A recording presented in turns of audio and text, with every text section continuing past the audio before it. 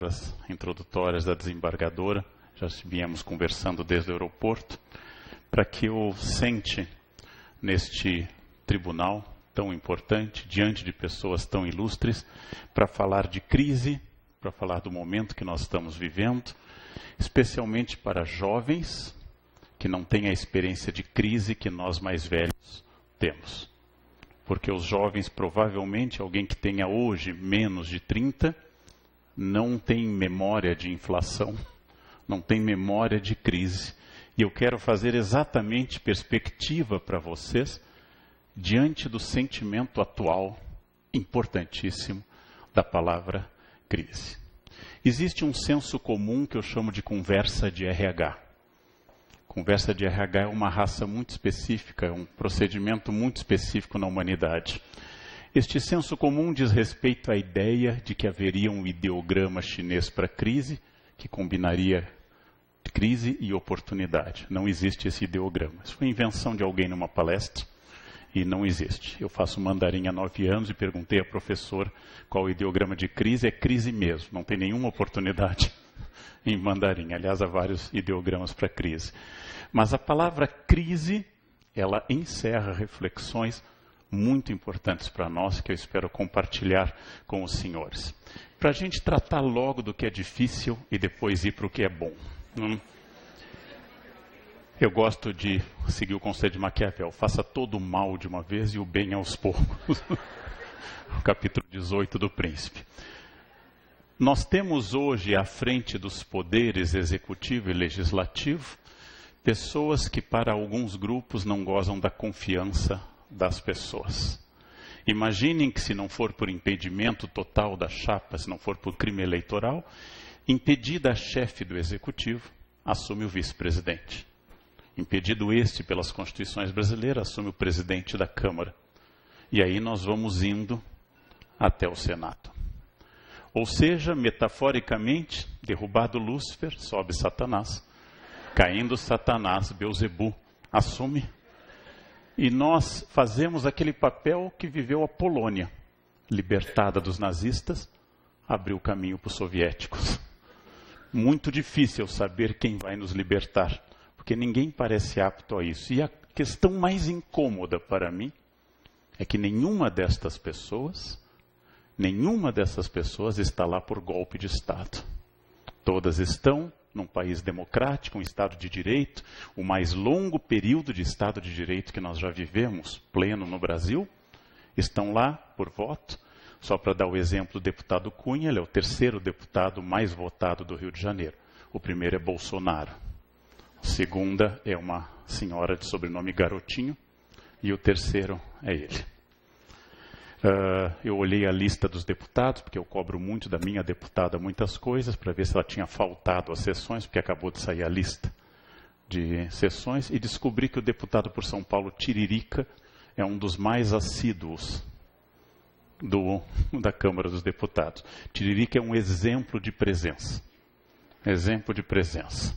Bem, só que Tiririca fez uma mentira eleitoral. Ao ser eleito, ele disse: vote Tiririca, pior que tá, não fica. Ficou. Ficou. Isso é uma mentira eleitoral. As nossas lideranças não inspiram confiança de todas as pessoas, ainda que haja naturalmente controvérsias e ações em curso. Isto nos estabelece uma dificuldade específica, que quando a liderança não inspira confiança, o sistema começa a entrar em colapso. Vivemos uma crise de lideranças no Brasil há bastante tempo. Temos tido poucos estadistas e muitos políticos. Estadistas são aqueles seres que tomam decisões que, para o bem e para o mal, influenciam os próximos 50 anos.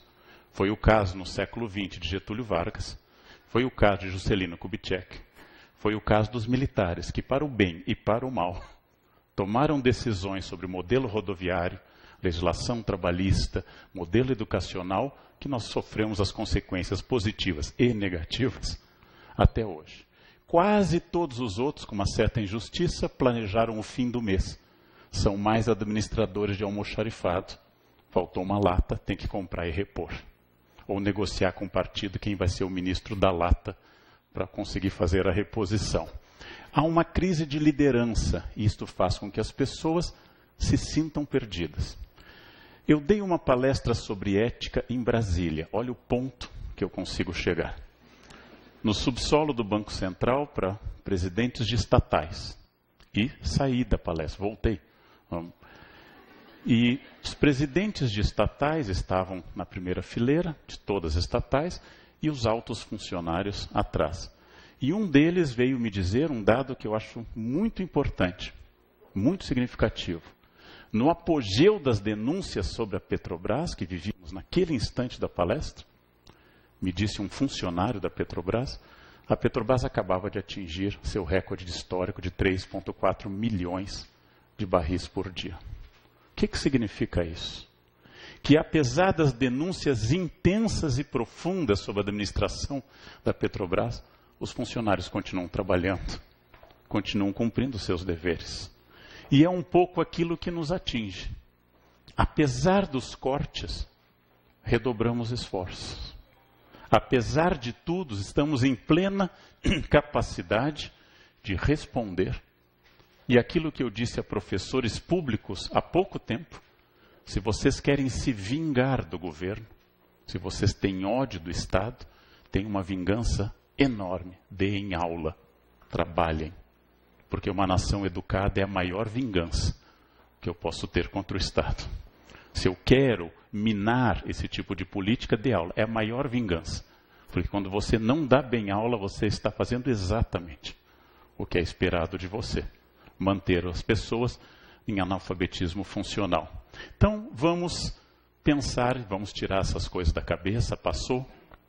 Vamos pensar que a todo instante, os jornais que eu venho abrindo desde mais ou menos a crise de 2009 em diante, eles nos informam permanentemente problemas. Ler um jornal hoje é ter um problema de estabilidade psíquica. Vejam o seguinte exemplo. Todos os dias nascem milhares de crianças no Brasil, certamente dezenas de crianças em Goiânia, perfeitamente saudáveis. Mas ao nascer uma criança com Zika, que é um horror, é uma tragédia, o jornal coloca na manchete. O jornal jamais publica bebê saudável chega à luz em Goiânia. Jamais publica. Os jornais têm um compromisso em nos informar acerca do que é notável. E a média das pessoas acha notável o mal. 1 milhão de pais se sacrifica e é generoso e afetivo com os filhos. Mas o caso do casal Nardoni ocupa todas as manchetes. E jamais caso assim. Mãe dá o último pedaço de pão à filha. Jamais é publicado. Os jornais, sem exceção, nos trazem informações variadas sobre um mundo difícil. E aí nós temos a seguinte confusão. A primeira eu já toquei. Confundir a elite dirigente com o país. Esse é um equívoco. O país é formado por gente como nós, servidores públicos ou privados, que acordamos diariamente e pegamos nosso carro, ou ônibus, ou metrô e ficamos lá o tempo todo. O país é formado por gente como eu, para quem janeiro significa IPTU e IPVA. Abril não é mais outono, abril é imposto de renda. O país é formado por gente que, usando um verbo menos sofisticado, rala o dia inteiro. Então, nós confundimos a elite com isso, mas também confundimos o jornal com a realidade. Porque esta palestra aqui em Goiânia, e bem disse a desembargadora, que é difícil me trazer por um motivo, a agenda. Eu sou uma pessoa simples, a minha agenda é muito neurótica. Eu sou uma pessoa fácil, mas a minha equipe é muito problemática. Então, não vai sair uma manchete em Goiânia dizendo, apesar do corte, escola judicial funciona perfeitamente e bem. Não vai sair essa manchete. Agora, se fosse fechada a escola judicial, sairia. Então, ao ler um jornal e ao ler qualquer organismo de imprensa, ao ler a internet, ao assistir à televisão, eu preciso ter presente que aquilo é uma visão mediada de mundo. Que no período da prosperidade entre o governo FHC e Lula, ou no período atual de crise, nós continuamos acordando, Nós continuamos namorando, nós continuamos casando, trabalhando e fazendo tudo o que sempre fizemos. Nós continuamos, malgrado tudo. Então, há uma crise evidente de segurança, naturalmente muito maior em São Paulo que em Goiânia. Goiânia é uma cidade tranquila, de mangueiras dando fruta o ano inteiro e de duplas sertanejas felizes o ano inteiro. Em São Paulo é um horror, gente. Estão assaltando nos sinais. Em São Paulo estão assaltando à luz do dia, um horror. Nem cheguem perto, que está um horror. De fato, os índices de criminalidade em São Paulo subiram muito. Para a gente não se sentir isolado, subiram no Brasil todo. Temos um clima de insegurança profunda. Hoje, indo para o aeroporto de Congonhas, às 4h30 da manhã, pela Avenida Brasil, em cada esquina, eu parava, olhando para o lado, e dizendo, tem que dar palestra, não posso ser assassinado, tem que chegar ao aeroporto, tem que dar a palestra. Há uma crise de segurança. E usando essa imagem, talvez seja o problema que nós estejamos sentindo neste momento, que é o problema de estar na lama e não conseguir ver nada além da lama. Quando eu estou afundado na lama, a minha visão vai ser marcada por isso. Eu não posso ter outra perspectiva. Eu vou convidar a toda esta plateia distinta a olhar em perspectiva. O que é olhar em perspectiva? Olhar, primeiro, em profundidade, indo além do fato atual, e indo em busca de outros fatos. Olhar em comparação, olhar dentro do tempo histórico, e olhar mais além do imediato. Isso é dar perspectiva. Reinventada no Renascimento por grandes pintores, especialmente Giotto, especialmente Paulo Cello, a perspectiva criava fantasia de profundidade no quadro através de uma ilusão de ótica. Esta ilusão de ótica, ela é fundamental para eu ter presente o que está mais perto de mim parece maior, e o que está mais longe parece menor. Logo voltamos à lama. Para quem é jovem, estamos vivendo um período terrível, porque não tem perspectiva. Não tem essa perspectiva. Vamos demonstrar isso. Toda vez que eu enfatizo apenas uma fase de desenvolvimento de qualquer organismo ou de processo histórico, eu perco a visão do todo. Toda vez que eu enfatizo a larva, ou a pupa, ou a crisálida, ou a borboleta, eu perco a visão do todo. É preciso olhar uma visão mais longa para saber que existe um desenvolvimento complexo de cada etapa. Vamos demonstrar agora com números e não com metáforas. Os economistas divergem. Os mais otimistas falam que 2016 terminará com uma inflação média de 6,8%. Os pessimistas falam em 7,5%. E a média eu botei 7%. Historiador não sabe muito números, então arredondei para 7%. A inflação talvez esse ano seja de 7% ao ano. Para um jovem que desconhece o fenômeno da inflação, é uma novidade absoluta. Os preços vão começar a ser pressionados. As consultas médicas, o preço do combustível, tudo vai começar a subir. Os salários talvez não sejam reajustados no mesmo patamar. Resultado, mais processos para vocês. Mas, em todo caso, temos uma perspectiva de inflação. Se eu tenho 30 anos, ou seja, cheguei à vida produtiva adulta na década entre 2000 e 2010, eu tenho uma perspectiva nova. Mas como eu tenho 53 e não 30, eu vou dar outra perspectiva.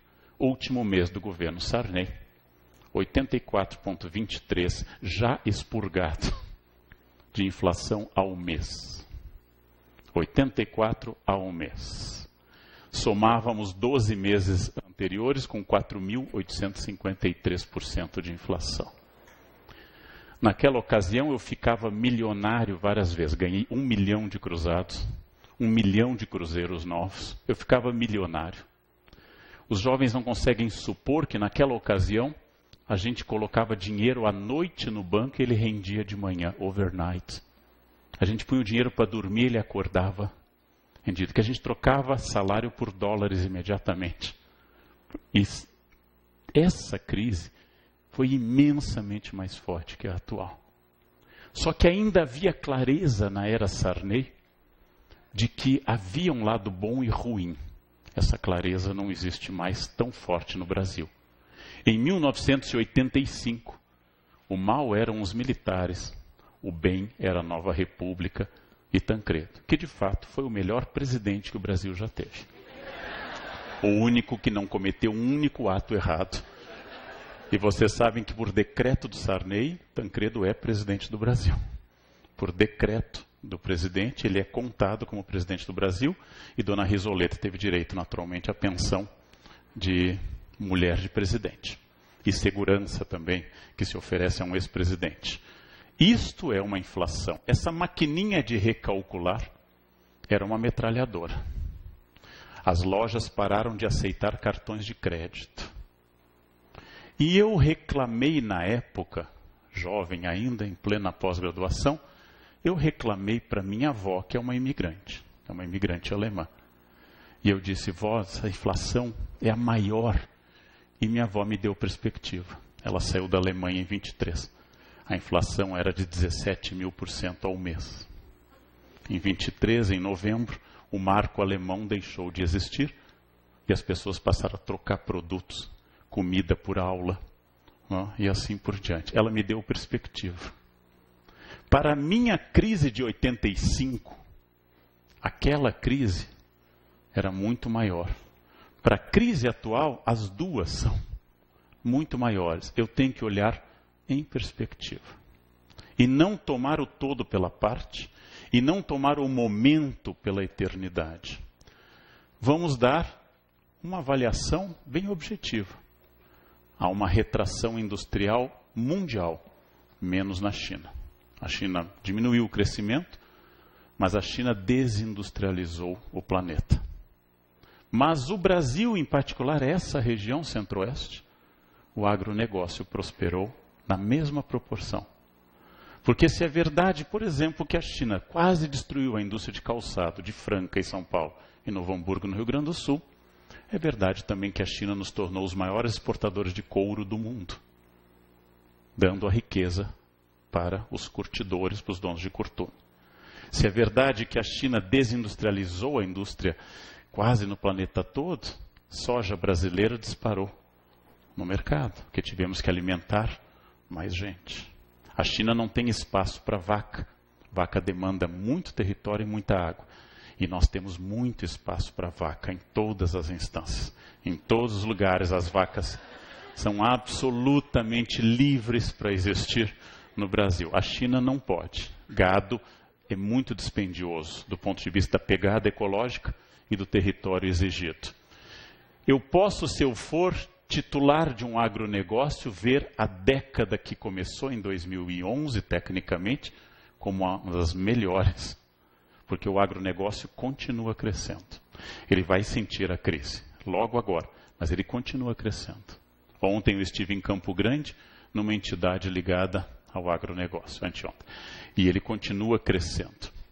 Vamos pensar em perspectiva.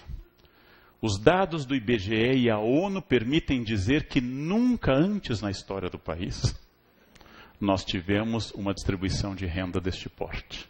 Não é uma opinião política, é uma opinião técnica. Tanto aqueles que estão obrigados a mentir para salvar o governo, quanto dados objetivos de agências estrangeiras, mostram que a classe, especialmente a classe C, aumentou seu poder sobre a economia, e o efeito disso, que eu sinto por viajar muito, está nos aeroportos. O efeito disso está nos cruzeiros, pagos em 20 vezes. O efeito disso está no consumo. Gente que passou a virar verdadeiro sommelier, no sentido de consumir vinhos. O efeito disso está em todos os lugares. A classe C, em particular, aumentou muito sua presença. E quaisquer indicadores que eu tomo, independente da fonte, esse é da Getúlio Vargas e do IBGE, vai mostrar que a quantidade de miseráveis no Brasil, ou de pobres, diminuiu enormemente. Essa é uma excelente notícia.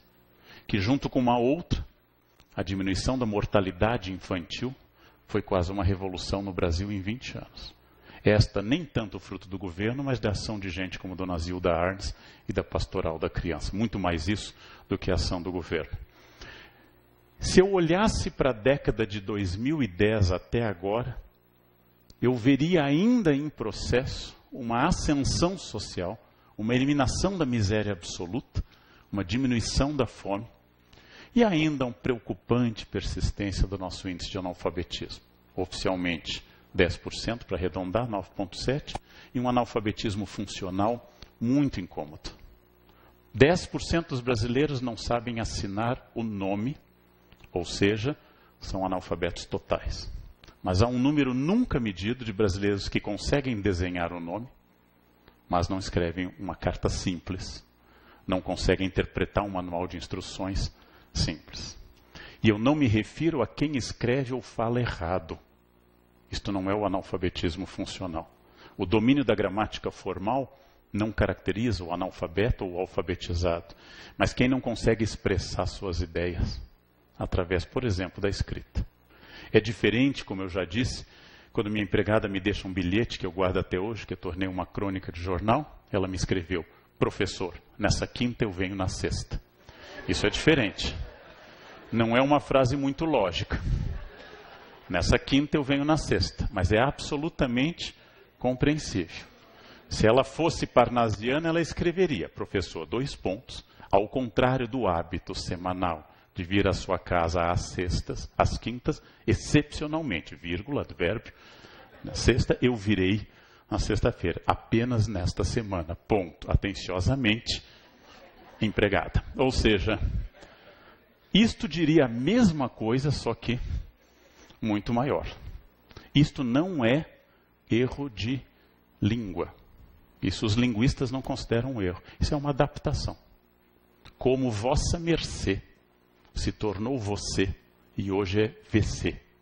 E provavelmente daqui a alguns anos será V. Apenas V. Escrever só o V. E com um rostinho sorrindo, né? É isso. Nós temos uma questão objetiva. Temos uma forte crise econômica, sem dúvida forte, mas não a pior que o Brasil já viveu. O encilhamento do início da República, a crise de 29, a crise de 1900, da toda a década de 80, particularmente entre 88 e 90, nós temos uma forte crise econômica. Ela é subjetiva porque ela significa não confiança no futuro, que é um dos fatores da crise, e ela é objetiva porque significa envelhecimento da tecnologia brasileira, não renovação do parque industrial, ausência de investimento em tecnologia. Mas nós temos sim, e muito mais, uma fortíssima crise de valores neste momento. E essa talvez seja inédita no Brasil. Porque em 1964, os dois lados que se batiam, conservadores e pessoas de esquerda, tinham certeza que tinham a resposta para o país.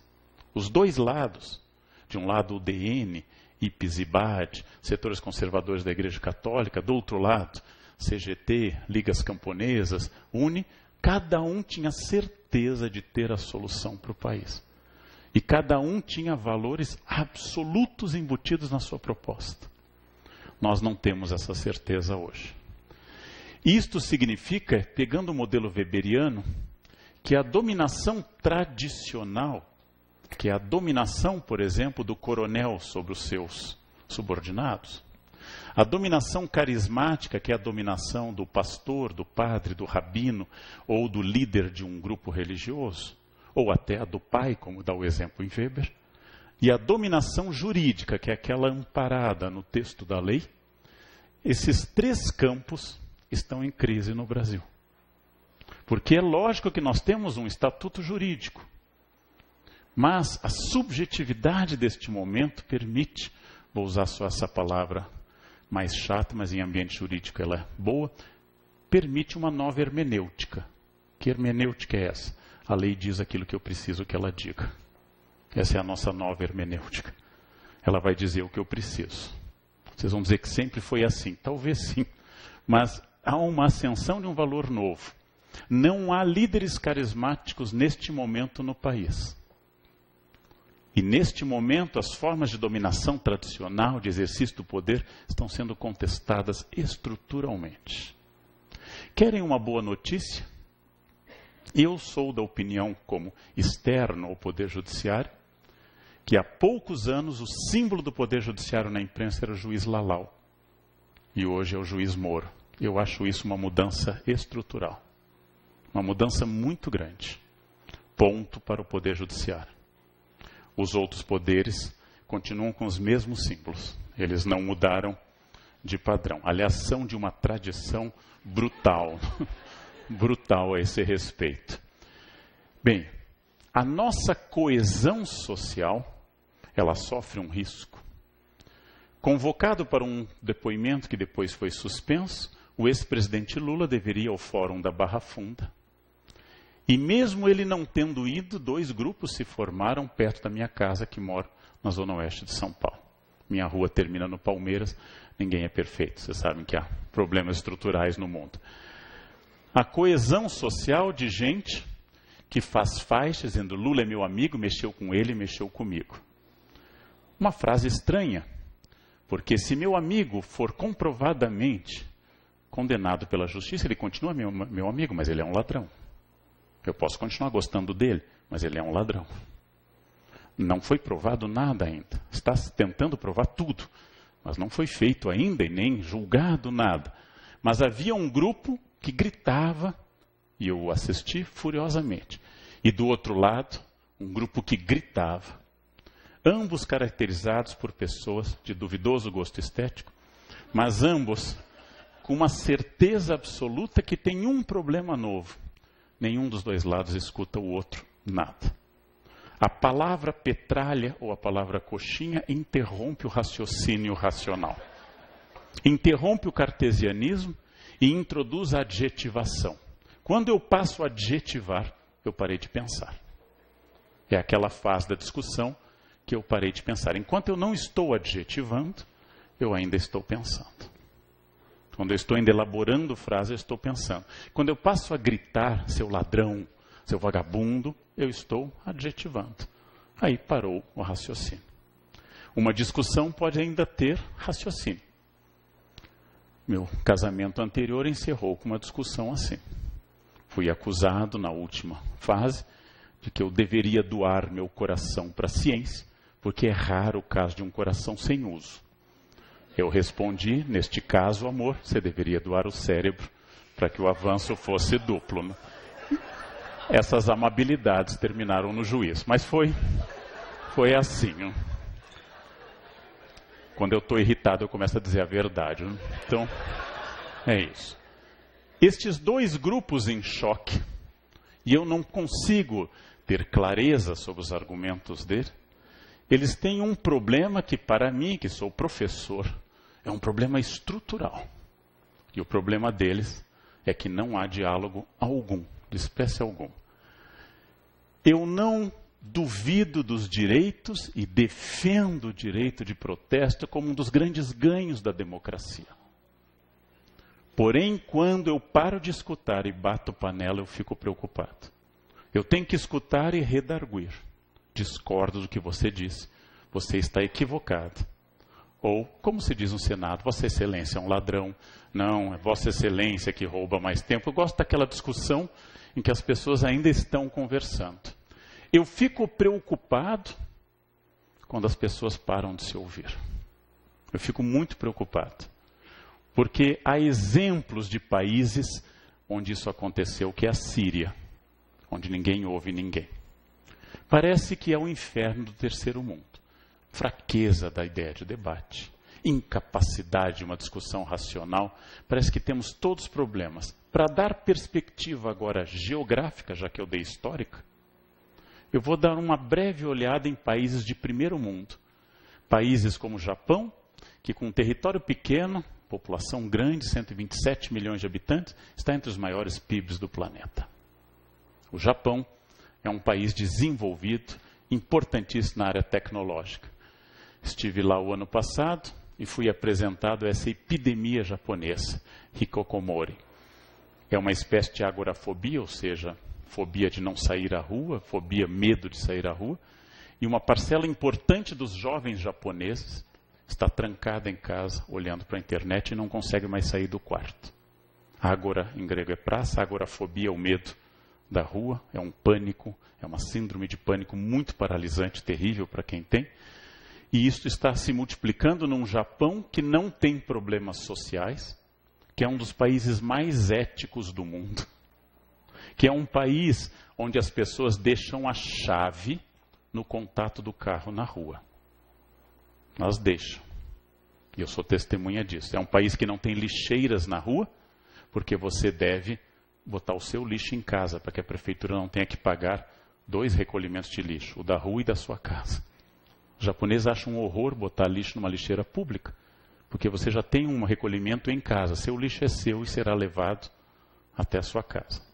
O ano passado, no Japão, uma aluna minha esqueceu no trem-bala a sua bolsa, ficou na estação, esqueceu, e o trem partiu. Ela se desesperou, passaporte, dólares, e ela gritou para a guia, a minha bolsa, e a guia, não se preocupe, o trem volta.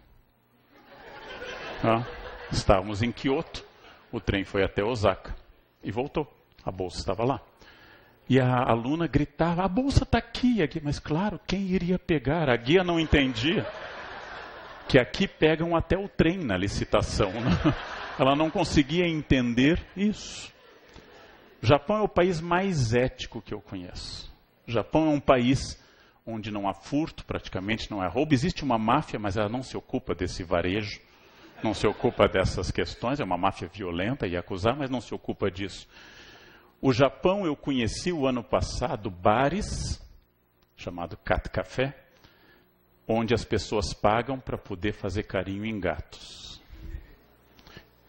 Como o japonês quase nunca tem bicho de estimação em casa, que as casas são muito pequenas, ele passa muitas horas fora, ele não tem bicho de estimação. Então ele paga para fazer carinho em gatos. Eu fui a um desses lugares. Você paga para poder alisar gato. É um grau de carência espetacular. Espetacular. Isso aqui é um cat café. A cara das duas senhoras demonstra que este é o único gato que elas poderão alisar. Provavelmente está ali toda a perspectiva de gato delas. Essa foto é minha. E, aliás, no fundo está a minha aluna, não é a da bolsa. É muito simpático conhecer isso, os animais em geral, e também os gatos. É muito simpático conhecer isso, mas significa que em países onde não há problemas graves de ética, apesar de haver escândalos de corrupção no Japão, comparados conosco, esporádicos, e quando se descobre um esquema de corrupção, geralmente o político se suicida. Aqui seria um genocídio profundo, despovoaria o país. Mas há problemas humanos que nos dão essa perspectiva. Que num país como o Brasil, de violência social profunda, de desigualdade econômica que melhorou, mas ainda é notável, com defeitos estruturais que são as poucas coisas que me irritam de fato, que me tiram do sério, como o racismo. Racismo é uma das poucas coisas que me faz descontrolar. Aliás, as pessoas ao meu redor sabem disso. Que o gesto racista me leva a uma voadora no peito não metafórica. Não metafórica. Um país com estes problemas que nós temos, a taxa do Japão de suicídio é 50 vezes maior que a brasileira. É muito curioso isso. Seguida do Japão, nós temos a taxa da Suécia, que também é um país, como diz o Falabella, todo mundo é loiro, por que alguém se mata, A Suécia é um país onde todo mundo é loiro e não há problemas estruturais. Na Suécia, graças a um seguro-desemprego e ao welfare state, estado do bem-estar, você pode não trabalhar o resto da vida e ficar vendo a neve cair. Segundo a ONU, um país que tem taxa zero de suicídio é o Haiti. Eu tenho a dúvida se nenhum haitiano se mata, dada a concorrência com a natureza e com as guerras, ou não há registros formais disso, que é possível também. Mas eu estou dando perspectiva a vocês para dizer que o mal que nós queremos resolver no país, como crise econômica ou crise moral, não produzirá o paraíso, porque o paraíso nós fomos expulsos dele e não há volta. Não há volta. Eu posso ter dito ao ser expulso, ou Adão pode ter dito em nome da humanidade, I'll be back. Ele pode ter dito isso, mas não há volta. Quando eu digo no meu livro Pecar e Perdoar que errar é humano, eu não estou usando essa frase de vó, de senso comum. Estou dizendo que o que nos definiu como seres humanos é o erro. No primeiro grupo humano formado diretamente por Deus, na tradição judaico-cristã, feito ali dentro da empresa, a empresa que se chamava Éden Limitada, feito ali, funcionários da casa, um do pó, outro da costela, tirado um funcionário do outro, e o código de ética tinha apenas uma regra, ela foi quebrada. Expulsos da empresa, demitidos com justa causa, sem direito algum, eles tiveram 2 filhos e um matou o outro. 50% de homicídio na outra geração. Esta é a primeira família humana, a mais próxima do Criador. Pais pecadores, filho assassino ou morto. Bem, esse é um café. Esses gatos pouco depressivos que ficam na porta dizendo venham carentes ou pessoas com 1 ou 2 arrobas acima do modelo.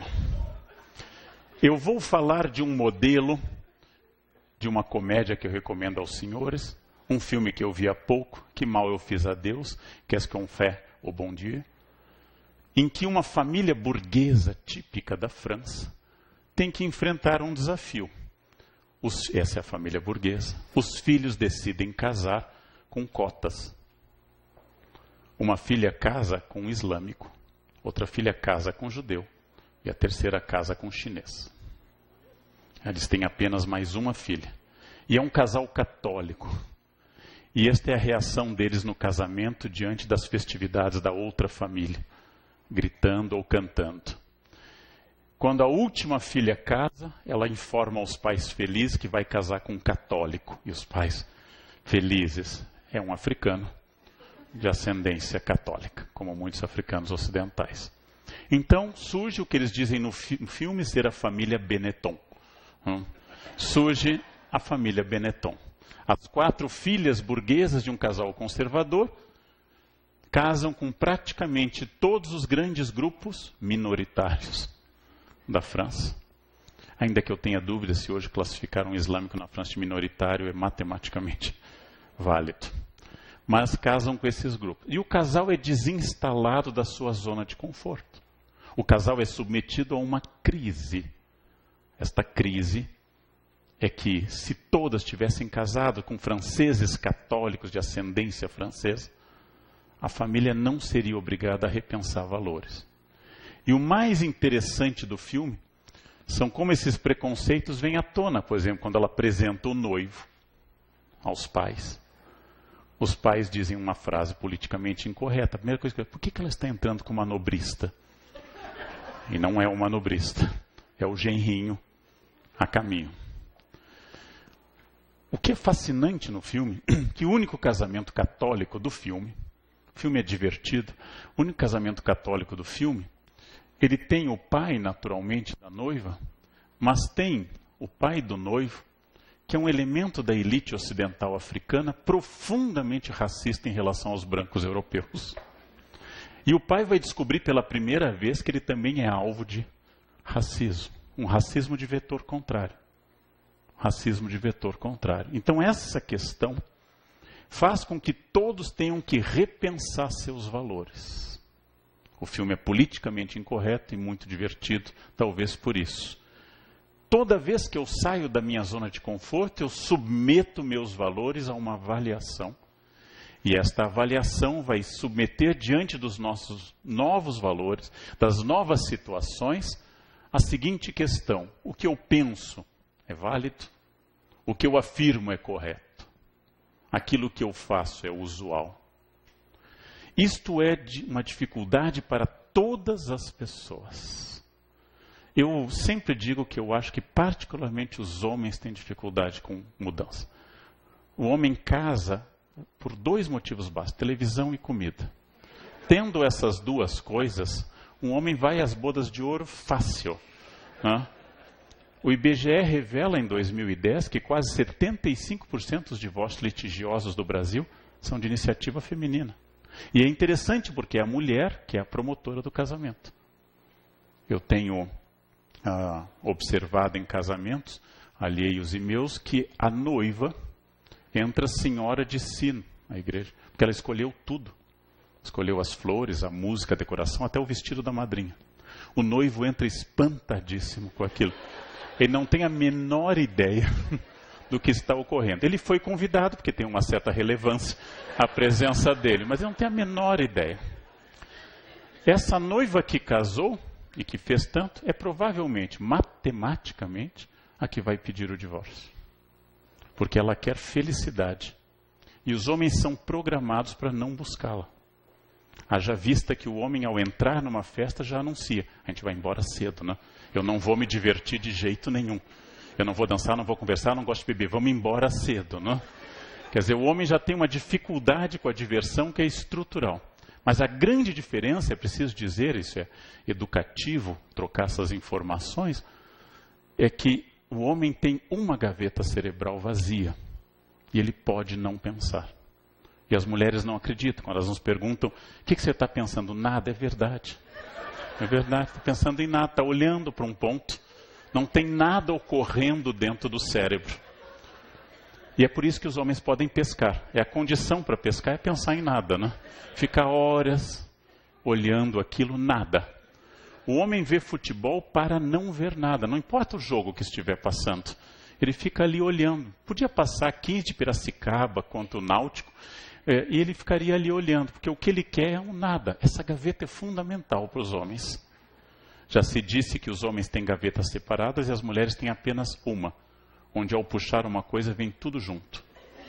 Você esqueceu do meu aniversário, você também não gosta mais de mim, tem aquela questão sexual também que está... Ou seja, ao puxar um fio vem tudo, absolutamente tudo. As mulheres são exigentes quanto ao drama da felicidade.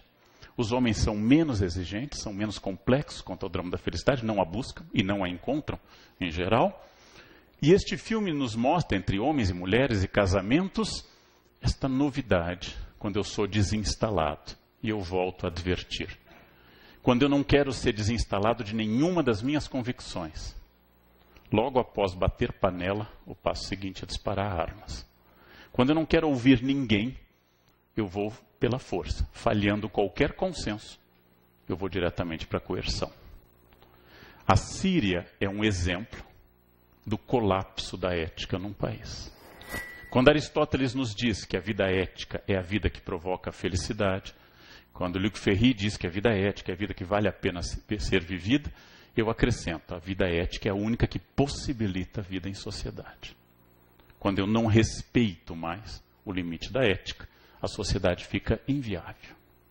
Tanto a pequena ética, a etiqueta, como a grande ética, a ética aristotélica e assim por diante. Se nós hoje reclamamos da tragédia que está sendo a questão de crianças atacadas pela Zika, na Síria, o problema não é esse.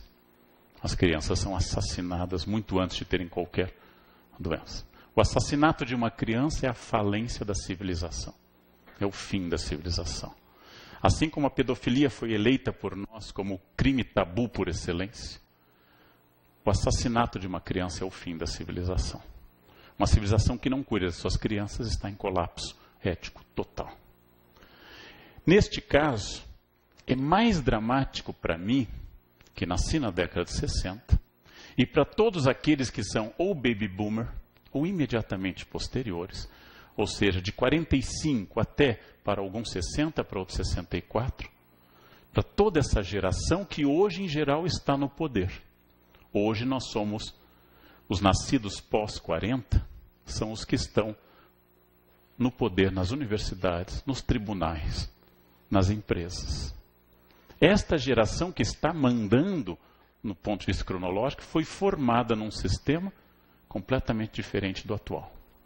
Eu fui treinado com habilidades inúteis, variadas. Insisto sempre isso em palestras, eu tenho em casa um diploma de datilografia. Instituto Universal Brasileiro. Eu tenho um diploma de datilografia. Eu tenho na cabeça o mantra SDFG, C cedilha LKJH. Eu fui treinado em datilografia e meu sobrinho mais novo, que nunca fez datilografia, não tem a menor ideia do que seja uma máquina, digita mais rápido do que eu. Eu fui treinado para fazer provas em matriz a álcool. Eu sei usar mimeógrafo. Eu fui treinado em números romanos. Eu tenho muitas habilidades inúteis para um mundo em que é mais importante a distinção do tipo de cabo. Porque se você perguntar a uma senhora de 65 anos, o cabo é HDMI, ela não tem a menor noção de que língua seja essa. Porque toda pessoa de idade fica tentando, metendo o cabo, até achar um que caiba ali. Eu fui treinado para uma coisa que ficou para trás e sou apresentado a essa nova fronteira e em mim se reforça a sensação de crise. Ela é maior entre os mais velhos. Porque a crise provavelmente é também, além de econômica e política, é também psicológica. No sentido de que eu não fui preparado para essa sociedade. Eu não fui preparado para este mundo.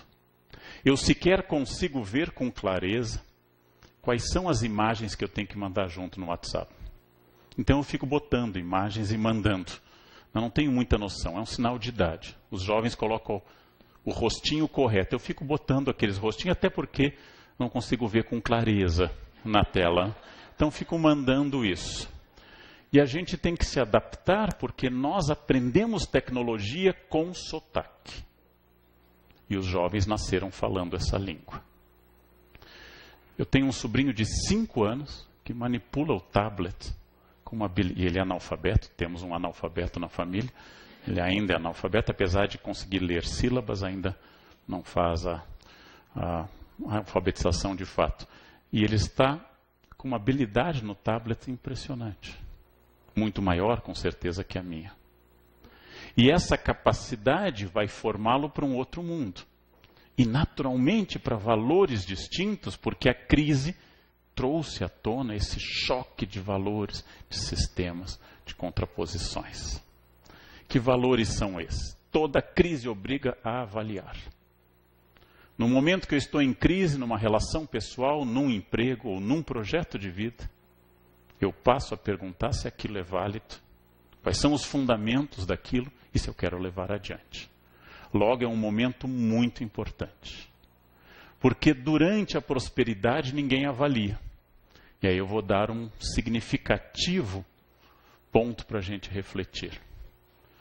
Todos os escândalos políticos que estão em curso ou morais, todas as questões que vão de filhos, extra-casamento de ex-líderes, até escândalos em empresas, todos existem há mais de 15 anos.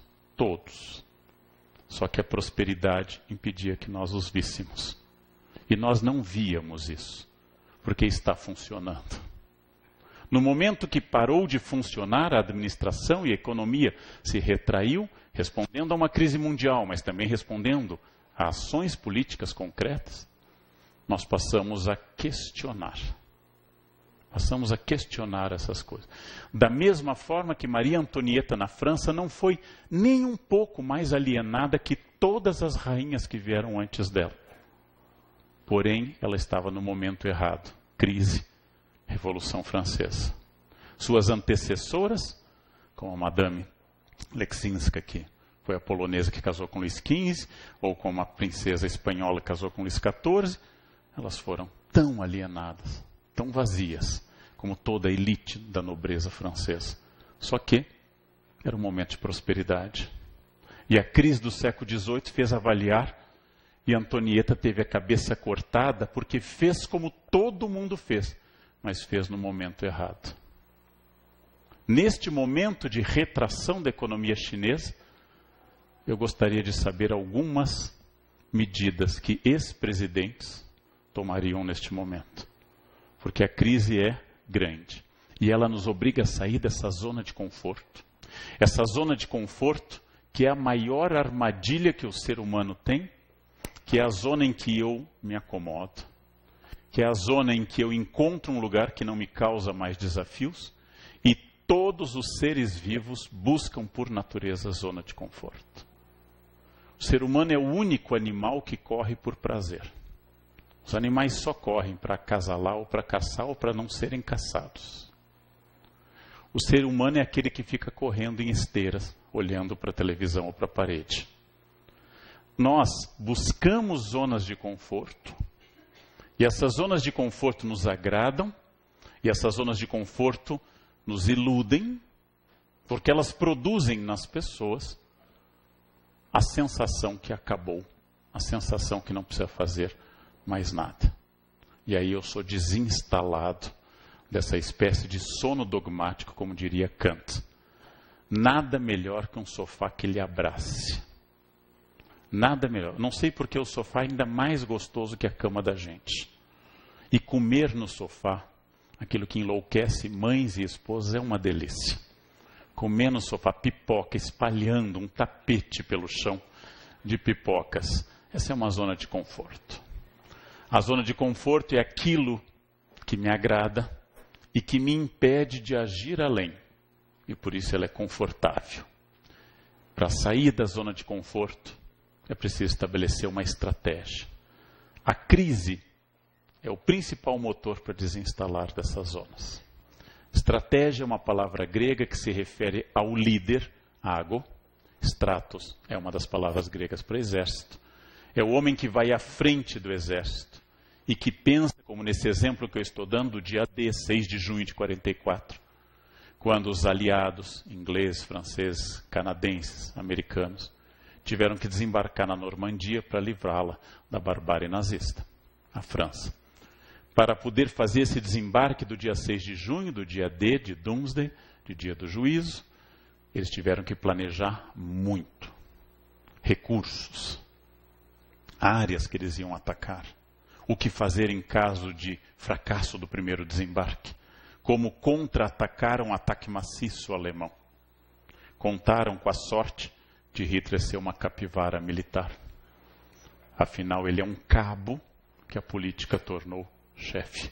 Hitler nunca estudou estratégia e insistia que o desembarque seria em Calais, o ponto mais perto da Inglaterra. E até o fim, Hitler bateu o pé, reforça em Calais. Calais é o lógico. E os aliados desembarcaram na Normandia. Para nossa sorte, Hitler era uma ameba tetraplégica. Com isso, a zona de conforto tem que ser saída dela através de uma racionalidade, no qual eu saiba quais os recursos que eu quero e como eu quero aplicá-los. Porque se eu tivesse recursos infinitos, eu não precisaria de nenhuma estratégia. Bastaria ir fazendo. Quando eu não tenho recursos infinitos, quanto mais limitados eu os tiver, mais eu estabelecerei prioridades. Mais eu estabelecerei essas prioridades. Sair da zona de conforto me obriga à racionalidade estratégica. O que é estratégia? Eu tenho que prever possibilidades. Eu tenho que, por exemplo, diminuir as surpresas possíveis. Quando vai acabar a já escassa verba? Em que momento do ano nós ficaremos sem papel? Higiênico, inclusive. Racionalizar o esforço. Fazer o que resta de energia e bens materiais se concentrarem num ponto apenas. Como um médico que lida com acidentado, ele não se preocupa com o pé quebrado, mas com o rompimento do baço. Porque o pé quebrado pode ser tratado dali a um dia. A ruptura do baço vai causar hemorragia interna. Eu tenho que estabelecer o que está sangrando mais. Qual é o ponto essencial? Eu tenho que ter clareza estratégica para saber onde eu vou gastar o pouco que eu tenho. Sem nunca abrir mão que eu quero mais. Que eu quero mais verbas. Porque eu quero servir mais, inclusive, a sociedade. Eu vou dar um exemplo a vocês, que eu não sou alpinista e nunca fiz alpinismo, mas subi até 5.000 metros do Himalaia, no chamado posto acampamento de base, para ver os alpinistas. Depois a gente volta no Nepal. Os alpinistas são um exemplo de estratégia, porque os alpinistas têm que levar tudo que vão precisar durante o tempo de subida e descida. Não há nenhuma loja de conveniência no Everest. Se eles esquecerem comida, eles morrem de fome. Se eles não levarem anticongelante, eles não tomam água. Se eles não se aquecerem, eles vão ter gangrena e assim por diante. Os alpinistas são exemplos de estratégia. Eles têm que pensar durante dias e um extra caso alguma coisa caia ou se perca.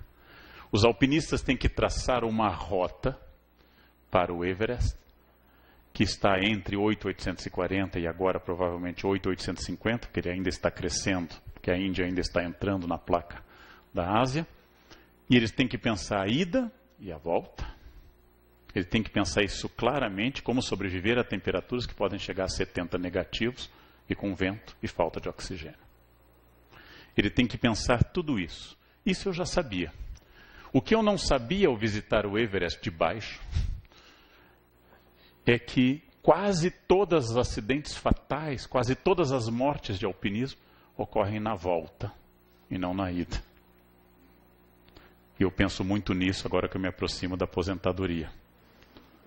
Porque o alpinista usou toda a energia para chegar ao topo, e chegou. Mas ele esquece que tem que voltar.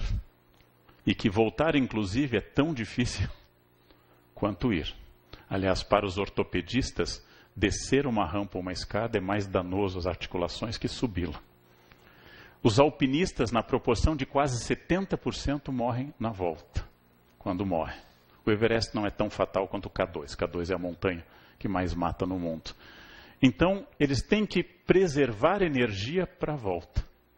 É aquela coisa básica que as pessoas aprendem numa caminhada. Eu tenho que voltar antes do fim da energia. Eu tenho que saber na praia, se eu estou andando, que eu vou ter que voltar. Logo, eu não posso esperar ficar sem energia. Isto é estratégia. Estratégia pressupõe uma série de medidas pessoais, profissionais, para a volta também.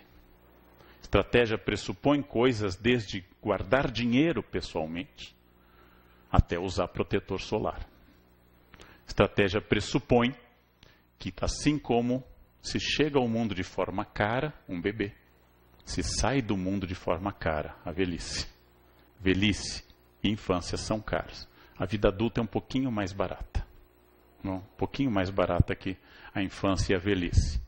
Significa que eu tenho que pensar na descida dos riscos que eu tive na subida e que a estratégia que levou ao apogeu tem que ser uma estratégia também para a descida. Tudo isso é ensinado pela crise e pelo fato de que quem não pensa dessa forma acaba perdendo muita coisa. E aí eu toco num ponto difícil para nós brasileiros desse imenso país. Contardo Caligares, num livro, diz que faltam aos brasileiros as noções que os franceses chamam de goût de l'effort, gosto do esforço. Que nós não gostamos desta dureza do esforço, porque colocamos nossos filhos de classe média para fazerem piano. Eles fazem 6 meses, aí eles cansam. Então vão para o violão. Depois vão para o jazz, sapateado, e assim por diante. E ao final, esse jovem de classe média ou alta terá feito 5 ou 6 instrumentos musicais sem tocar nenhum. Nós não gostamos do gosto do esforço. E o motivo para tirá-lo é não estar gostando mais. A cada novo patamar eu tenho que fazer um novo esforço para chegar ao patamar. Quando eu faço aula de inglês, tem um rápido acréscimo. Eu domino um vocabulário básico em poucos meses. Eu chego a um patamar. Para rompê-lo é preciso mais energia. Por isso que a maior parte das pessoas fica no primeiro patamar. Suficiente para ler o livro de inglês, insuficiente para conversar na rua, na Inglaterra ou nos Estados Unidos. Eu adoro essa foto, porque ela mostra uma das grandes questões estratégicas da vida e das empresas e de todas as instituições. Porque todas as pessoas olham para o pé direito, belíssimo dessa bailarina, em sapatilha de cetim, e apreciam a graciosidade do voo dela, a leveza do salto, a beleza do arabesque, do pas de deux, e não entende que o preço daquilo é o pé da esquerda, que pé de bailarina é um horror, porque ele é o fruto de um esforço que inclusive dói. Para ela chegar a esse ponto, ela tem este ponto aqui. Para eu tocar violão, eu tenho que passar da fase da pestana, que é um desafio. Para tocar piano, eu vou aprender a clave de Fá. Eu vou aumentar meu conhecimento. Vou ter coisas mais complexas. Para aprender uma língua também. Para crescer profissionalmente, eu tenho que saber que isto é a coisa mais importante de qualquer estratégia. Não existe possibilidade de vitória sem esforço. Eu tenho uma raiva particular quanto às pessoas que dizem que eu tenho facilidade. Desde a escola primária, que eu ainda fiz primária. E diziam assim, nossa, você tem jeito. Eu tenho raiva disso. Porque se eu tivesse jeito, eu não teria precisado ficar tanto sábado, tanto domingo sentado, estudando. Se eu tivesse jeito, eu abriria os livros e naturalmente aquilo entraria. Nossa, você tem muito jeito com línguas. Eu sei, foram meses indo em janeiro para fora para estudar. Se eu tivesse jeito, eu assistiria um filme e já entenderia com clareza isso. E eu passei a entender que jeito é o nome que os preguiçosos e os vagabundos dão ao esforço alheio. Sorte é a classificação que todo vagabundo diz daquilo que alguém fez por esforço. Nós tendemos a achar que as pessoas têm vocação e eliminamos a ideia do esforço. Eliminamos essa ideia. Tudo é esforço. E esse esforço tende a crescer na descida. Já notei da minha idade há algum tempo em diante que é uma opção. Diante de uma coisa simples como um quindim, há uma opção. 1 minuto de prazer na boca ou o resto da vida no quadril. É uma opção. Eu tenho que fazer uma escolha. Eu quero este prazer agora, que é bom, ou eu quero um outro prazer. Eu tenho que fazer opções a todo instante. Se eu quero estudar, eu vou ter que abrir mão de algum lazer. Se eu quero fazer um curso à noite de pós-graduação ou de graduação, eu vou ter que fazer um sacrifício brutal, que é ir cedo para o trabalho e sair da faculdade perto das 11 horas. Este é um esforço brutal, é cansativo. Você chega no sábado, catatônico. Não consegue sair da cama, só geme, murmura, porque a semana foi estressante. A faculdade já é um esforço, trabalho é um esforço, juntar os dois é um esforço titânico. Se eu quero aprender língua, se eu quero aprender a pintar, se eu quero qualquer coisa, eu preciso deste esforço. E nós temos uma dificuldade enorme em conceber este esforço. E traduzimos isso como jeito, sorte, quando não acusamos de manipulação. E assim por diante. Todo ato de construir, todo ato de elaborar, de erigir, é um ato de pedra a pedra, no qual a pedra seguinte só pode se apoiar na anterior. Não existe telhado simpático sem um alicerce sólido. Essa metáfora significa que todo fruto que eu possa colher, inclusive a partir da vida adulta, representou uma série de esforços na origem. E eu posso colhê-los depois. É preciso enfatizar, especialmente nesse país, que tudo é fruto desse esforço. Que ninguém é rico por aquilo que ganha, mas como dizem alguns economistas, as pessoas são ricas por aquilo que gastam. Que uma pessoa pode ganhar muito dinheiro e viver no Serasa. E outra pode ganhar muito menos e acumular todo mês. Conheci há pouco um latifundiário em Mato Grosso do Sul, que citou um número impressionante da sua fazenda, e me disse que foi comprando hectare por hectare. Cada vez que sobrava um dinheirinho, ele comprava mais um hectare. E passou de um sítio a um latifúndio. Eu não estou fazendo aquela conversa que empresas adoram, que vocês devem amar o que fazem para diminuir a pressão trabalhista. Esse é um papo que a empresa adora. É preciso vestir a camiseta da empresa, ou seja, aceitem ser explorados ao máximo e não reclamem. Isso é anestesia social. Nós devemos sempre protestar por aquilo que é justo. Mas devemos escolher causas que são justas. Não devemos brigar por causas menores. Tem pouca coisa que vale a pena brigar na vida, muito pouca. Mas essas devem ser alvo de briga. Maquiavel definiu no século XVI que a estratégia de uma vida ou de um Estado é formada pela junção de dois valores complementares e opostos. O conjunto das minhas habilidades, que em italiano se intitula virtù, conjunto das minhas técnicas, conhecimentos e destrezas, e aquilo que eu não controlo, aquilo que chamaríamos de sorte ou azar, que Maquiavel denomina simplesmente pela palavra clássica fortuna. Fortuna no sentido de acidente. Todos os fatalistas enfatizam fortuna. Todos os fatalistas repetem aquela frase de homem do deserto, de beduíno, maktub. Estava escrito. Tinha que ser, era minha hora. Todos os fatalistas pegam o segundo elemento. Toda a teologia do empreendedorismo enfatiza o primeiro elemento. Você pode tudo, basta pensar. Eu também tenho raiva dessa frase. Tem uma autora que eu li num livro, que ela conta um segredo no livro. Se você pensar, acontece. Eu tenho vontade de empurrá-la de um prédio e dizer, agora voa. Voa, mas pensa com firmeza que você pode voar. Né? Eu tenho limites. Aliás, Newton dá vários. Dá vários limites. Eu não posso tudo. Achar que o meu pensamento cria tudo é um pensamento esquizofrênico. A esquizofrenia é uma doença muito grave e muito angustiante para a pessoa e para a família. Então, eu vou traduzir isso num gráfico que eu gosto muito, simbolicamente colocando no eixo Y tudo aquilo que foge ao meu controle. Tudo aquilo que eu não posso interferir, como uma turbulência no avião. E vou colocar no elemento X tudo aquilo que depende da minha vontade, do campo volitivo, do campo da vontade. E eu vou definir que a vida de uma pessoa, ou a ação de um tribunal, ou o esforço de um país, é sempre uma curva tensa entre o que eu não controlo e o que eu procuro controlar. Quanto mais eu for estratégico e planejador das coisas, mais eu vou tender à horizontal. Quanto mais eu deixar a vida me levar, a vida leva eu vou ser vertical. E a vida vai levando, em geral, para o buraco, mas ela vai levando.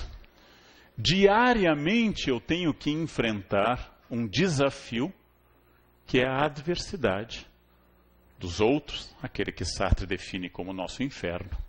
O inferno são os outros, a meteorologia e outros problemas.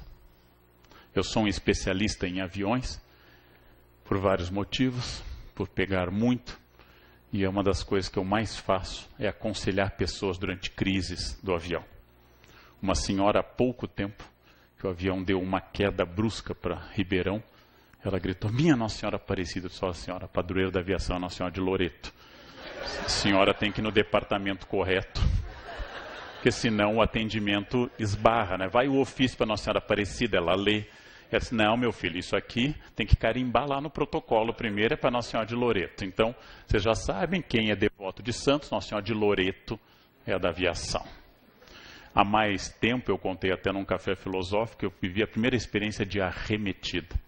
Ele tenta pousar em Congonhas e não consegue. É o maior teste para a força do seu esfíncter que você pode viver. É um teste dramático. Dramático. É preciso muita hombridade para manter tudo, né, intacto. Mas eu disfarçava lendo, fazendo de conta que não estava acontecendo. E a senhora do meu lado fazia sinal da cruz um atrás do outro. Quando o avião estabiliza e você acabou de sobrevoar aquela área que um avião da TAM tentou o mesmo e não conseguiu, tem mais essa ainda, você sente que não foi dessa vez. E a mulher olhou para mim e disse, o senhor não reza? Eu disse, olha, a senhora já rezou. A área mínima de proteção tem que me incluir, né? Estou na fila 3F, ela está na 3D, na cadeira 3D, é óbvio que Deus não vai ficar segurando no céu uma cadeira. E se for, eu agarro a cadeira dela. Né? Eu não controlo tudo. Aliás, eu controlo uma quantidade muito limitada de coisas, mas eu controlo. As pessoas são diferentes porque sorte e azar ocorre a todos. Mas a virtude varia de pessoa para pessoa. O que elas fazem com o azar E o que elas fazem com a sorte varia de pessoa para pessoa. No ano passado, dia 4 de julho do ano passado, eu cumpri um velho desejo e comprei o carro que eu vinha sonhando há muitos anos. Poucas mulheres entendem a alegria do cheiro de um carro novo. É uma das melhores experiências da vida. Você fica passando a mão, é uma coisa erótica, você fica passando a mão no painel, chama amigos para que eles o invejem, e aí você apresenta o carro. Dia 4 de julho, feliz com o meu carro. Dia 7 de julho, 3 dias depois, um taxista entrou nele com toda a força. E eu parado no sinal, perto da estação Terminal Barra Funda, o taxista avançou no farol vermelho e entrou no meu carro com toda a força. Isso é fortuna. Eu não posso controlar a loucura dos motoristas. Isso é fortuna. Mas a virtude é a próxima decisão. O taxista fugiu. Estava errado e não devia ter seguro. Eu poderia ter ido atrás dele, velozes e furiosos, em plena noite, nas ruas de São Paulo. A chance de terminar a meu favor era muito baixa. O que eu faria? Jogaria meu carro em cima dele? Chamaria para briga? Eu não sabia quem ele era. As chances são em aberto. O que eu faria neste caso? Eu decidi não correr atrás dele e assumir um prejuízo grande, psicológico e material. Isto é virtude. Como eu interajo com as ações da fortuna, é virtude. Alguém me desafia, alguém me xinga, alguém me insulta na rua ou no trabalho, isto vai ter que esperar de mim uma reação que dialoga com a virtude. Eu já disse em público, já gravei isso também, citando os filósofos estoicos como Marco Aurélio, especialmente seu livro Meditações, que a partir do capítulo 2 estabelece quem pode tirar a minha paz. Esse é o típico estoicismo. Eu penso nos xingamentos de trânsito. Quando alguém me xinga, e só há 2 xingamentos em São Paulo, não sei se em Goiânia há mais.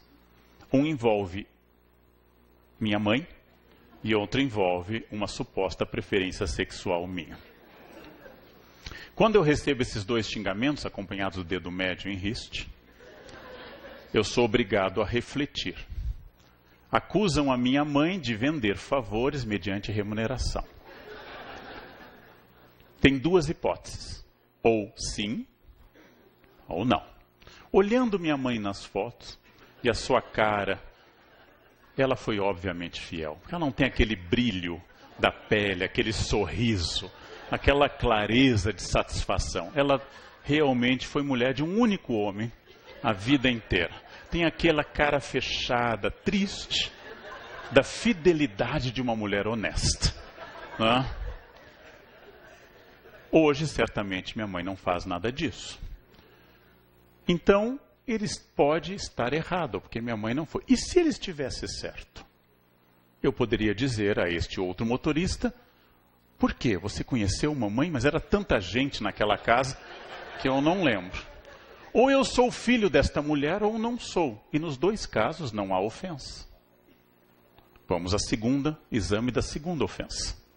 Fui acusado de exercer uma atividade sexual não dominante. Há 2 hipóteses. Que eu burn the donut, ou não. E veja, não é um xingamento, porque a escolha sexual nunca é um xingamento. Faz parte da liberdade das pessoas. Se eu sou uma pessoa que não exerce aquilo que me acusam, até porque não é um xingamento, eu digo para ele simplesmente, não, você está enganado, eu sou hétero. Que não é uma virtude, é apenas uma questão. E eu posso, pelo contrário, ser essa pessoa e dizer, nossa, nós já nos conhecemos, eu não lembro bem do seu rosto, mas é que eu via só mais a fronha, então eu não guardei todos os rostos, né? Tudo bem. Nos 2 casos, sendo eu straight or gay, que não é um problema, ele não me ofende. Porque não é uma ofensa falar daquilo que eu sou. Como um aluno que bateu a porta na minha cara uma vez ao receber uma prova e disse, seu careca. Eu disse, parabéns, você vê. Né? Isso é a visão é um dom maravilhoso, gente. Tanta gente não vê. Não vê. Ontem eu estava autografando um livro em São Paulo e a pessoa que recebeu, nossa, sua letra é feia. Devia ser alguém do meu estado. Esse tipo de sinceridade é muito gauchesca, né? Sabem que a diferença entre o pinheiro e o gaúcho é que o pinheiro leva 30 anos para ficar grosso, né? Então, tipicamente do meu estado. Eu contei aqui para as colegas da escola judicial que fizemos uma reunião da turma de formandos e uma colega minha gaúcha, que não me via há 30 anos, disse, mas bah, como tu envelheceste, cara. É bom, né? É simpático ouvir isso. Eu respondi como paulista refinado, já você continua a mesma, né? Você é mais paulista, a mesma vaca que era antes, né? Bem, só posso me ofender numa condição estratégica, é concordar com a ofensa. Só posso me ofender se a pessoa ao dizer aquilo tocou num ponto que me dói e que eu não aceito. E aí o problema não é da pessoa, ele é meu. Os budistas lembram que quando eu atiro uma ofensa em alguém, é uma brasa viva, que pode queimar ou não a pessoa. Mas em 100% dos casos, queima a mão de quem atira. A ofensa nunca é uma ofensa para mim. É sempre uma ofensa minha. Ou como lembram os psicanalistas, qualquer homofobia é sempre o choque entre dois homossexuais. Um que exerce a sua opção e outro que não consegue exercê-la. E a odeia vista no outro. Porque um homem hétero adoraria que todos os homens fossem gays, para que seu mercado se ampliasse. E, enfim, ele se tornasse uma pessoa gostosa por número, por matemática, por falta de opção. Porque, como lembra Nelson Rodrigues, quando uma mulher feia é fiel ao marido, não é mérito. Quando ela é bonita e é fiel ao marido, é mérito, porque a primeira é a escolha dos homens e a segunda é a escolha dela mesma. Os fatos aleatórios não podem ser controlados. E acima de tudo, porque não apenas o mundo, mas eu também erramos. E erramos bastante. Sabedoria é aquilo que sucede às pessoas depois que elas erram sistematicamente. Depois de errar muito, nós atingimos a sabedoria. Às vezes pode ser uma sabedoria cínica, que é o caso do rei da soja, Lacir Moraes, que acompanhada de uma modelo de 18 anos, ele com 70, foi questionado por uma pessoa que ele disse, o senhor não entende que ela está com o senhor por interesse? E ele tinha uma sabedoria cínica, eu sou milionário, uma de 70 anos também estaria por interesse, eu prefiro de 18. É uma sabedoria cínica, mas é uma sabedoria. É uma pessoa que sabe o que quer e quanto quer pagar por aquilo que quer. É a junção de duas necessidades. Um em busca de algumas coisas, outro em busca do CPF. Mas é uma junção de duas necessidades. O erro é fundamental. O erro é uma das coisas mais fundamentais em todos os casos. Nós dizíamos em tradicional interpretação de textos jurídicos, como o Código de Justiniano, e a partir principalmente da imersão de novas traduções, que no contraditório está o começo da justiça. O contraditório é o início da justiça, porque o contraditório é quando, provavelmente, um lado acusa o outro de erro, ou de visão equivocada. O contraditório é fundamental e o erro é fundamental, porque ele que me define como pessoa. O erro é uma das coisas mais importantes que eu posso fazer. É com o erro que eu chego à possibilidade de um acerto maior. E quando eu volto àquela palavra do Gênesis, errar é humano, eu vou dar um exemplo que meu colega Cortella dá num texto, quando ele nos lembra que nós andamos desde 1 ano de vida, provavelmente, e que nós treinamos a andar diariamente há 30, 40, 50 anos diariamente e tropeçamos. Não há nada na vida que eu treine tanto quanto andar, e eu erro. Quer dizer, não adianta. Errar é humano. Errar é absolutamente humano. Absolutamente humano. E o erro é central. Para que eu defina, por exemplo, que eu tenho que ter objetivos, e um dos objetivos mais fortes da vida é estabelecer um plano de trabalho, porque não há nada pior que uma pessoa inútil. E por trabalho eu entendo qualquer trabalho, inclusive voluntariado social. Não há nada pior que uma pessoa que não tem nada para fazer. Trabalho define meu limite da ética, trabalho define negociação, trabalho define uma carreira que me estabelece. E como eu já disse uma vez, é a frase de um colega meu da Unicamp, quando eu reclamei do excesso de coisas na chefia do departamento, ele me disse: Leandro, todo mundo enche o saco. Família enche o saco.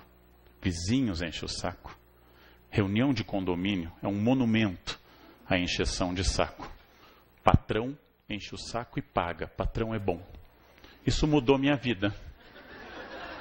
Eu pensei que a maior parte das pessoas enche meu saco e tira dinheiro da minha carteira. E o patrão é o único que enche e coloca. Patrão é o melhor enchedor de saco de todos. Por quê? Estabelecer uma carreira é negociar permanentemente. Quando eu estou trabalhando, eu tenho que negociar. Essa negociação vai desde a temperatura do ar-condicionado, dividindo homens e mulheres em dois grupos inconciliáveis, até ruídos, sons, maneira de comer, capacidade de se comportar numa reunião, negociação. E eu só consigo negociar quando meu narciso está mais ou menos equilibrado. Negociação é uma arte. E as pessoas sentem o impulso de dar opinião permanentemente. Nesta era de comunicação fácil, um conselho: não deem tão facilmente. Entendam isso como centrado na opinião. Vocês podem dar. Pertence a vocês. É livre, mas queiram saber se a outra pessoa quer receber. Ou se é algo significativo. Negociação é fundamental. E negociação é uma arte. E as pessoas que negociam melhor são mais felizes e mais eficazes no trabalho. Valores são constituídos inicialmente pela família. Ainda que nós tenhamos ladrões tradicionais de famílias muito bem constituídas, o valor é constituído pela primeira noção de certo e errado dado pelos pais na infância. E aqui vem um problema nosso. Em função de nós não queremos traumatizar filhos, nós estamos com dificuldade de deixar claro valores e sanções sobre estes valores. Hoje é inaceitável violência física e até prevista como um delito. Porém, há coisas muito mais fortes que eu posso fazer com um filho do que bater nele. É tirar a senha do Wi-Fi, por exemplo. Isso é de uma violência enorme. Trocar a senha e não dá-la. E isto, ele vai preferir um tapa. Dá para negociar um tapa? Há coisas que eu posso fazer para que, como diz Aristóteles, ninguém nasce com valores morais. Eles não são inatos, ao contrário do que acreditava Platão. Tem que ser ensinados. E como os pais não querem traumatizar, eles estão evitando educar. É preciso educar. É preciso educar, e educar é, do ponto de vista freudiano, estabelecer pequenos traumas superáveis. O que é um trauma superável? Meti o dedo na tomada, levei choque, eu aprendi. Eu fui educado que eu não devo meter o dedo na tomada. Cabe aos pais supervisionar a quantidade e a intensidade desses traumas, porque alguns são insuperáveis. Cuidar dos seus filhos, mas transmitir valores. Uma família constituída é aquela onde há atritos, mas é inadmissível, e eu acho isso o fim do mundo, que numa família, uma criança de 4 ou 6 anos decida coisas, decida férias, decida restaurante. Uma criança de 6 anos decidindo restaurante tem uma carreira política pela frente fabulosa. Porque literalmente ele é centrado no seu mundo e não negocia. Um pai que protege o filho mimando está criando um imbecil. E um imbecil desagradável no futuro. O mimo é a pior de todas as ações que se pode fazer com uma criança. Porque eu estou destruindo o futuro dele. Quem ama, educa. Quem ama, estabelece limites. Quem ama, ensina as pessoas que elas não são únicas nem centralizadas, que há outros no planeta. E nós somos um país que cada vez mais tem dificuldade em ver isso. A crise traz isso à tona de novo. Quais são meus limites? De novo, e sempre usando uma imagem renascentista, a perspectiva. Qual é o ponto que eu vejo mais profundamente? Na década de 70, quando ocorreu a crise do petróleo, a partir da guerra de Yom Kippur, 73, quando a OPEP disparou o preço do petróleo, na maior disparada que houve toda, que foram os 2 choques da década de 70, o governo brasileiro, então liderado pelo nosso único presidente luterano, Ernesto Geisel, tinha diante de si a seguinte questão: paraliso todas as obras de infraestrutura, como o metrô de São Paulo e Rio, como Itaipu, como o projeto de Angra dos Reis. Ele decidiu que não, porque a crise passaria e aquilo seria necessário. Claro que tivemos um aumento de endividamento, mas a visão estratégica pode ser essa: aumentar o meu esforço, porque a crise passa e as pessoas não. A crise passa. E vai haver um momento que eu vou precisar olhar além da crise. Eu aprendi assim que eu entrei na USP a pós-graduação com a minha orientadora uma coisa muito estarrecedora para mim, quando ela me contou que, como ela, militante de um grupo de extrema esquerda na década de 60, foi presa. Presídio de Tiradentes, foi torturado. E o torturador chegava todos os dias, queimava, dava uns tapas, dava uns choques, fazia aquelas perguntas: quem matou Joana d'Arc, né? Quem tentou, fazia as perguntas e ia embora. Era um hábito. E depois de 3 meses mudou o torturador. E ela disse que nunca sentiu tanto medo na vida dela, porque ela não sabia o que o outro iria fazer. E eu concluí que até torturador cria zona de conforto. Até quem me machuca, se for da mesma maneira, cria zona de conforto. Até a infelicidade vicia as pessoas. Porque ser infeliz tira a minha responsabilidade da vida. São as pessoas que reclamam sem parar. E sentem uma profunda alegria nessa reclamação. Perspectiva, nessa que é talvez a foto mais cafona que alguém pode fazer. A perspectiva muda por completo dependendo do ângulo que eu tiro a fotografia. A Torre de Pisa ou o Taj Mahal, outro exemplo de cafonice insuperável. A Torre de Pisa ou o Taj Mahal, pegar a cúpula do monumento do Shah Jahan, do imperador que fez o Taj Mahal, é um exemplo de como eu posso mudar as questões de tamanho a partir do ponto que eu as olho. Aqueles que desistem durante a crise decidiram que ela será permanente. E esta é uma decisão pessoal. Só que o fazem provavelmente por preguiça e covardia. Porque não querem um esforço. E vão dizer a vocês que não é preciso fazer muito, que aqui nada dá certo. Aqui tem coisas que deram muito certo e aqui tem coisas que fracassaram. A perspectiva pode me trazer uma conclusão fundamental, que se é impossível para o ser humano um estado permanente de felicidade, não nos pertence essa capacidade. A felicidade é feita de espasmos momentâneos e de um sentimento mais ou menos generalizado, se eu acho que a minha vida vale ou não a pena. A perspectiva da felicidade é o que está à frente. E essa perspectiva depende exclusivamente de pessoas. Não depende de signo astrológico. Não depende de sangue. As pessoas dizem: eu tenho sangue italiano, então eu falo alto. Sangue, gente, tem A, B, AB e O, só. Que é a mostra como argumento racista é de imbecilidade brutal. O sangue humano é de 4 tipos: positivo e negativo, e ninguém tem sangue italiano, ou alemão, ou negro. Todo mundo tem sangue humano, exclusivamente sangue humano. A perspectiva me dá a possibilidade de eu não atribuir a terceiros os resultados. Você engordou, é tireoide, eu tenho tireoide. Toda a humanidade tem tireoide. Alguns extraem, mas toda a humanidade tem tireoide. A gente é de ossos pesados. Eu não sei, eu como uma alface engordei 4 quilos. Impossível fisicamente. Massa não pode se multiplicar espontaneamente. A teoria da geração espontânea foi derrubada há muito tempo. Só há uma maneira de engordar, colocando mais calorias do que eu gasto, só. Mas eu quero. O meu esporte é sumô. Eu quero isso, né? Esse é o meu destino. Não tem problema. Fujam do padrão. Fujam da ditadura da magreza.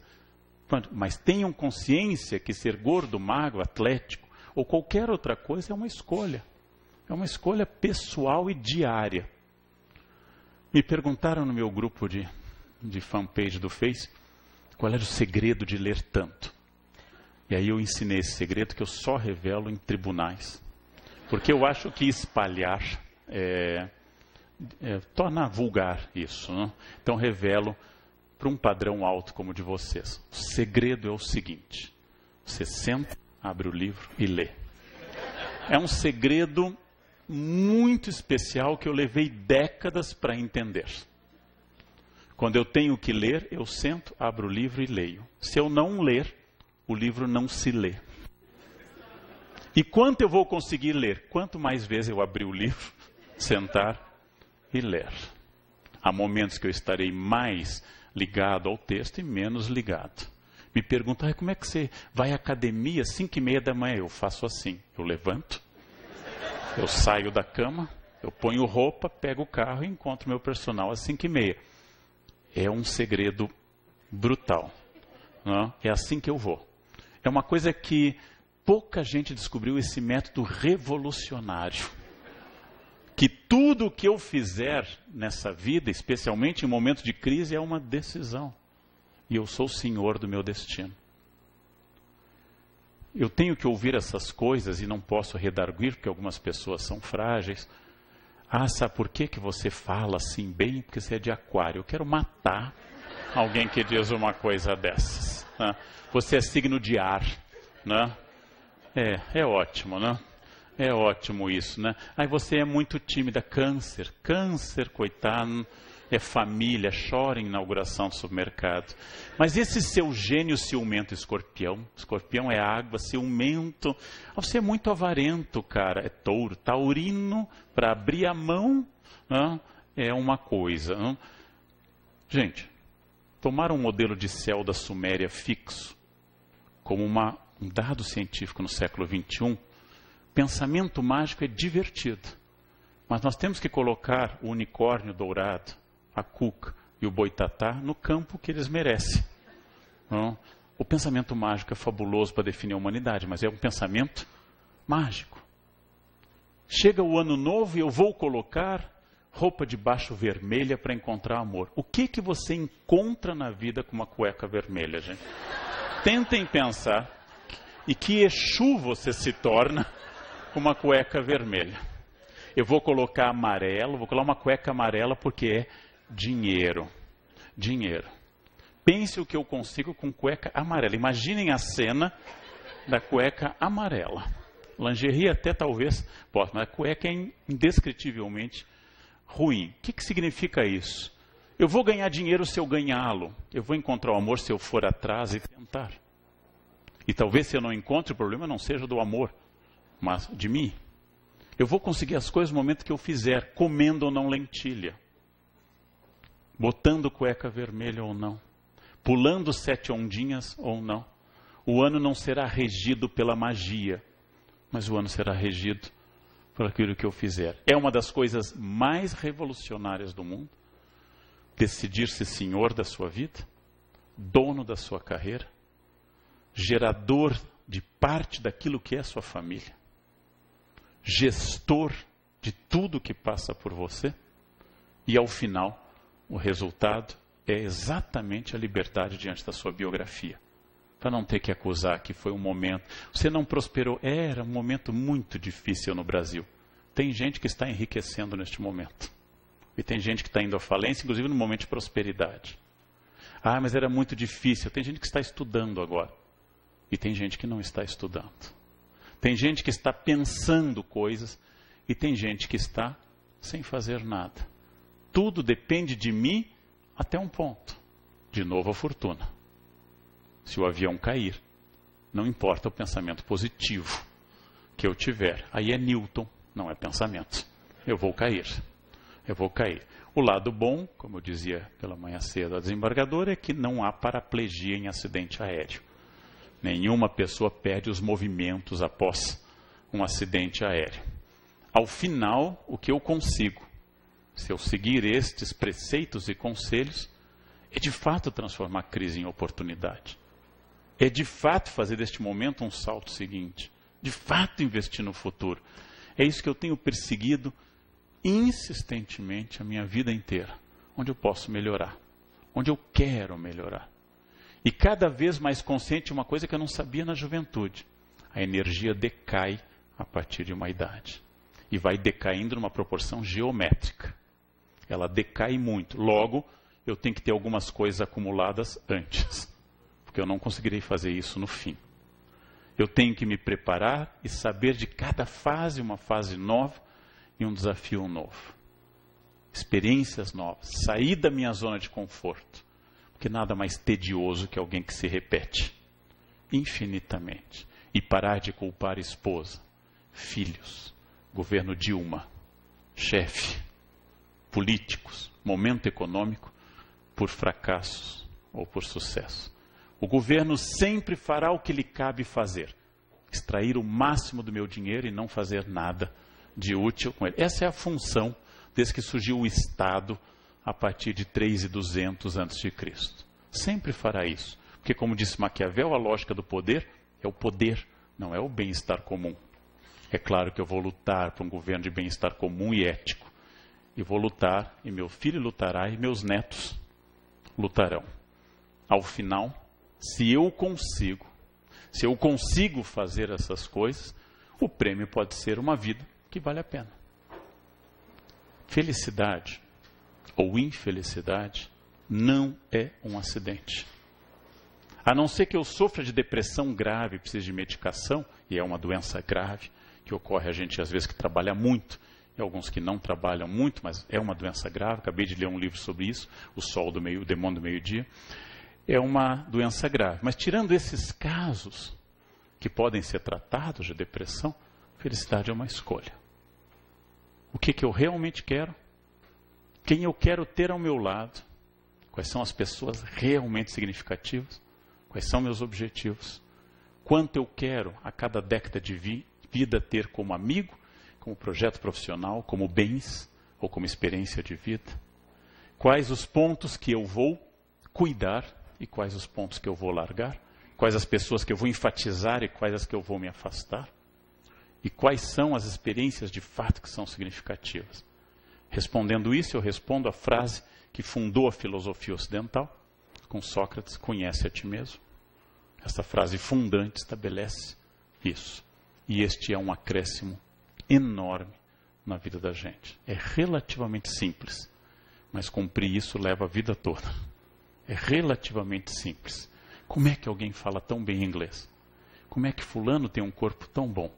Por que cicrano tem um carro tão bom? Por que naquela família as festas são tão legais e na minha nem tanto? Porque alguém fez. Porque alguém agiu.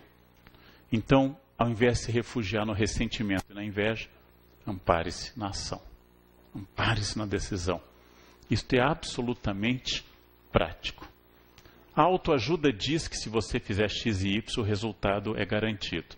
A filosofia diz que não tem nenhuma garantia para absolutamente nada. Isto é uma verdade. Mas não fazer é ainda mais doloroso do que entregar os pontos. É mais derrotado ainda o ser do que aquele que luta. Então, é preciso fazer essas coisas. E a diferença é visível. Olhem para quem deu certo no sentido estrito da palavra. Não estou falando de bens materiais. Até pode incluir bens materiais. Olhem para quem deu certo. Atrás dessa pessoa existe estratégia. Existe uma estratégia de vida. E pode se dar certo como uma boa mãe de família. Pode se dar certo como um bom jardineiro. Pode se dar certo como um bom funcionário. Não estou falando de êxito financeiro só. Mas atrás tem uma estratégia. O prêmio da estratégia bem feita, insistida e realizada chama-se felicidade. Esta é a vida que vale a pena ser vivida. Crise, sim. Esta crise vai passar. Ouçam o tio. Vai passar. Porque crise funciona como doença. Tem duas hipóteses. Ou a doença passa ou eu passo. Nos dois casos é irrelevante focar na doença. Porque ou eu morrerei ou eu me curarei. A crise ou levará todo mundo para o fundo do buraco, e nós desapareceremos, ou nós vamos superá-lo. E aí teremos uma onda de prosperidade. E depois disso, mais uma crise. Depois mais outra crise, talvez pior. Nós teremos agora uma sucessão de períodos. O que eu vou fazer com isso? Perspectiva é olhar longe para isso, estabelecer meta, avaliar, pensar o erro, diminuir meu narciso e usar protetor solar. Sempre. Porque independente do futuro, melanoma sempre é uma coisa muito difícil. Era isso que eu queria dizer a vocês nessa linda manhã em Goiânia. Muito obrigado pela atenção generosa de todos. Muito obrigado.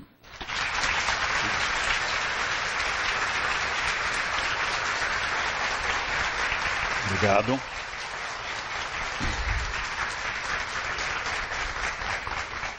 Bom, nós convidamos aqui à frente, agradecemos ao Dr. Leandro Carnal por sua notável palestra e convidamos aqui à frente a desembargadora, a excelentíssima desembargadora Cátia Maria Bontempo de Albuquerque, diretora da Escola Judicial da 18ª Região, para fazer a entrega do certificado de participação ao nosso palestrante, Dr. Leandro Carnal.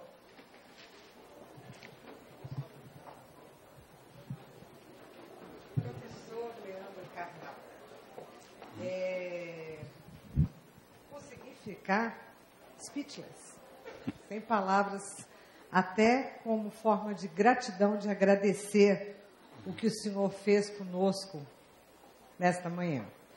O senhor começou falando de perspectiva, o senhor encerrou falando com perspectiva.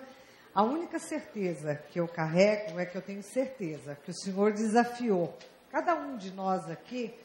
É uma palestra dentro da nossa luta diária, atípica daquilo que nós estamos acostumados a fazer. Eu acho que é o que nós estamos precisando, que o senhor desafiou pensamentos. E eu prefiro pensar assim, não é que o senhor abriu muito livro, sentou e leu, vou acreditar que o senhor é de aquário. Exatamente. Vou acreditar Signo que o senhor leva jeito para a coisa. Levo jeito. Para nos agradecer. Desde lá do primário. Entendeu tudo, absolutamente. Entendi que o senhor é de aquário, que o senhor leva jeito para a coisa, não que o senhor estudou tanto para chegar nesse momento aqui. Eu quero só dar o certificado para o senhor e entregar para o senhor levar para a sua casa um livro de uma artista nossa, a Goiandira do Couto. Eu espero que o senhor leve com carinho de uma manhã que o senhor fez a gente, desafiou, que a gente pensasse e nos ajudasse a trilhar o caminho, e nós vamos trilhar de superação da crise com essa nova perspectiva de saber onde e como nós devemos chegar lá. Muito, muito obrigada. Eu é que agradeço. Obrigado, desembargador. Obrigado. Ótimo. Obrigado. Aqui. Essa é Forcut aqui.